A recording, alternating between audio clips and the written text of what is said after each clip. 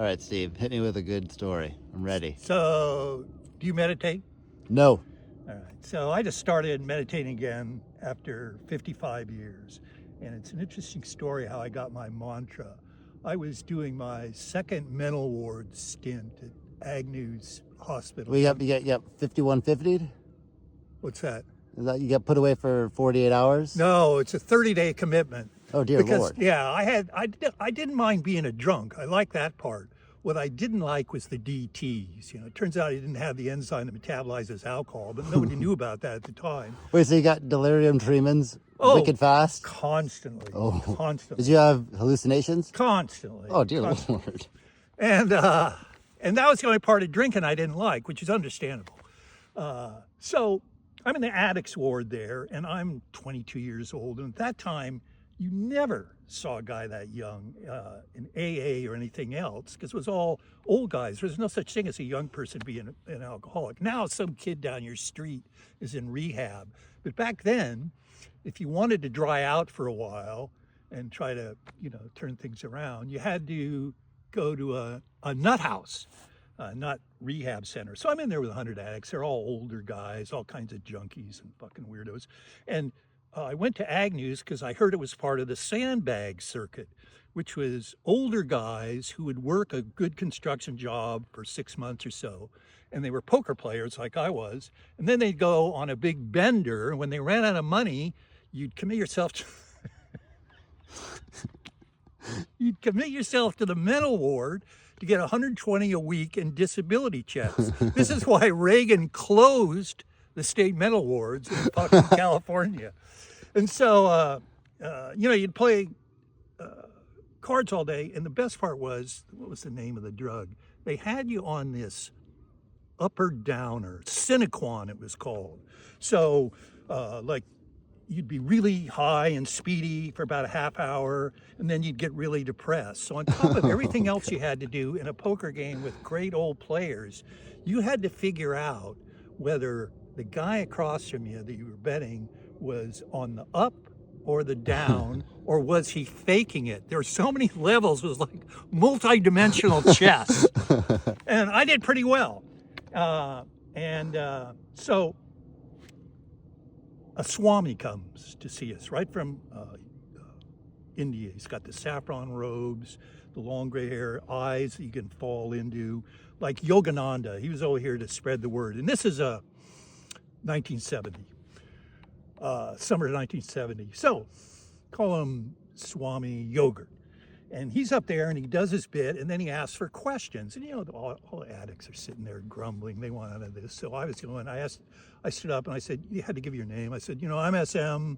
And I asked him something about, I'm a drunk, and whether, at the time, he waved at me, and I thought it was just part of his act, And I asked him a question about being a charlatan or whatever.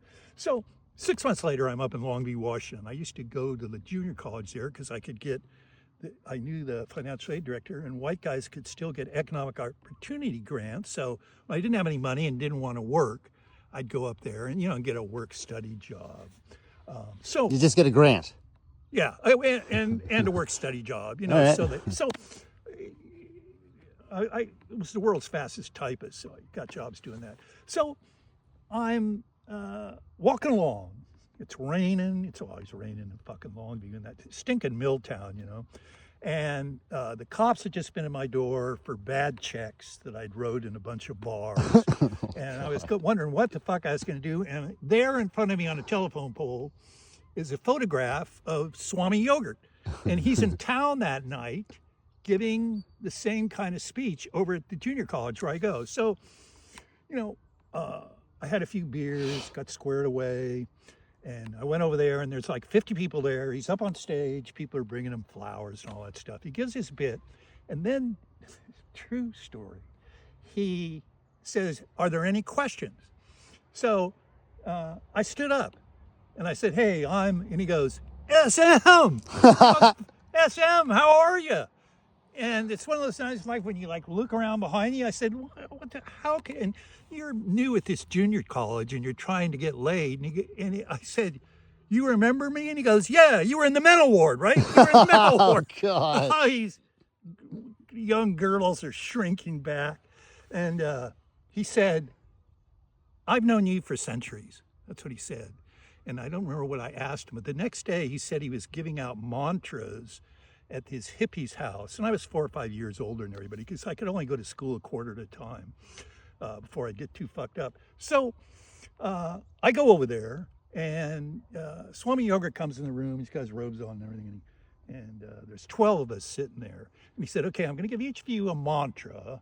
And it's going to be, you know, after I talk to you, I'll know what kind of mantra to give you. And he said, don't ever tell anyone, you know, what mantra I give you. And I assume he gives everyone the same one, you know. And he goes, SM, you come in last. And we assumed that was because I was older. And so everybody gets their mantra. And then I walked in there.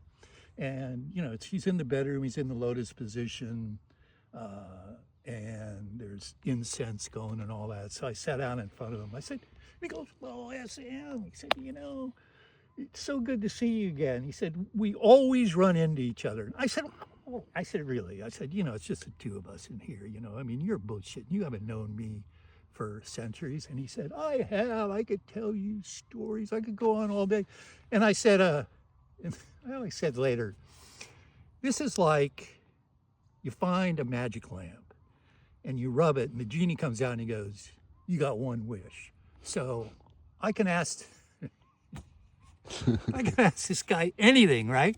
And those brown eyes, I swear to God, those guys who spent their lives meditating like that, it's incredibly just fall into them. And this is like, the genie says, so what's your wish? And you go, I'll have a Mars bar.